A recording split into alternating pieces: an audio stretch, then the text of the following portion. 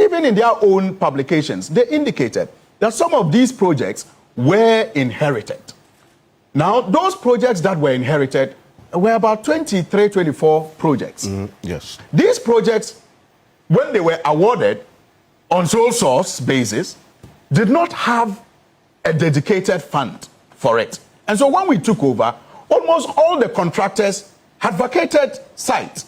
But we found out that they were critical projects that needed to be completed. In some cases, some of the contractors had done work over 50% work on those projects. And so we didn't think that it was reasonable to allow those projects to rot and the people of Ghana's taxpayers, the taxes wasted.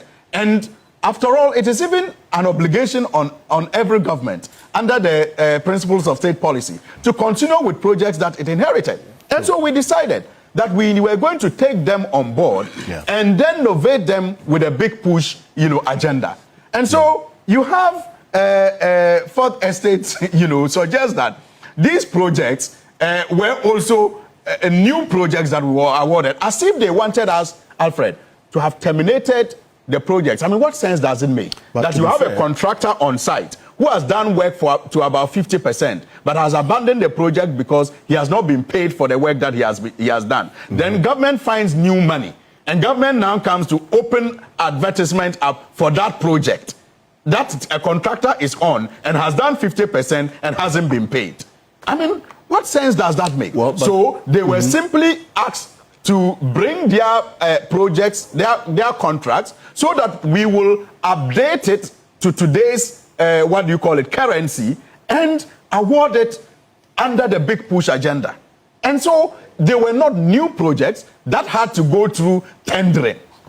So you don't add, it is unjustifiable to add it to new projects that should have been competitively tendered.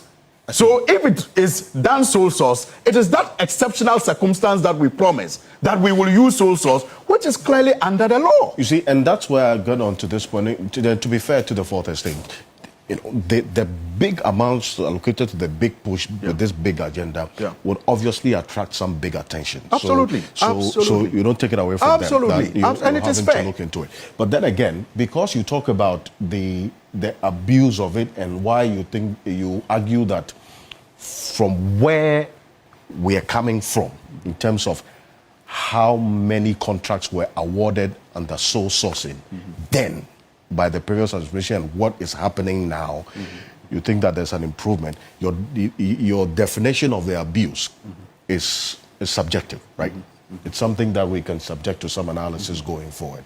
But then again, this 81 sole source contracts that you awarded, you've had the Fourth Estate, not just the Fourth Estate, some others make the strong argument that it raised some questions. I mean, you should be telling us the exceptional circumstances that the 81 contracts were awarded under sole sourcing, because the law gives full details of the circumstances under which sole source contracts can be awarded, emergency situations. So, for instance, what's the emergency or the situation regarding roads, so much so as to warrant the award of a road contract under sole sourcing? Now, I'll give you two reasons. I've given the first one and I'll repeat it.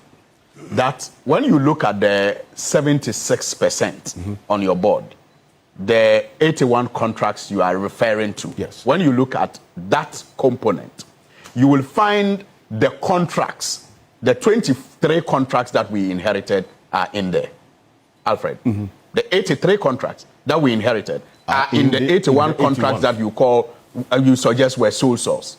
And I've already explained to you the exceptional circumstance for which we needed to do that, because contractors were already on site, had carried out works, were not paid, and for which reason they abandoned the projects.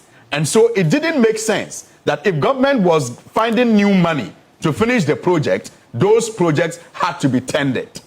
It didn't make sense. And I think that anybody who is logical and reasonable will understand that practical challenge of opening up a project that is already under contract.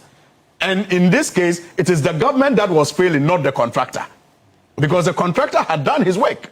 and was waiting to be paid. And then you get money and you now say, hey, the project that you have done up to 50% that we haven't paid for, we are going to open it up for tender. If you are interested, come and bid. I mean, I'm sure that some contractors would have told you that, pay me my money, I'm not interested. But you know that these contractors had the capacity to finish the work within time if they were given the necessary funding. And so it was simple. Just make sure that you bring their projects onto the big push projects. And the previous government didn't have a big push agenda. And so the contract was not signed under a big push agenda. And so it needed to be brought to today's currency.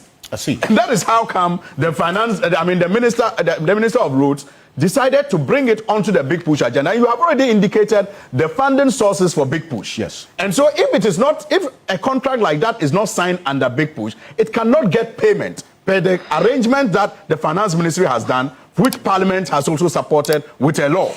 And so it needed the contract as it existed under the MPP when we took over needed to be changed to the current terms that we operate with. That's the first exceptional circumstance.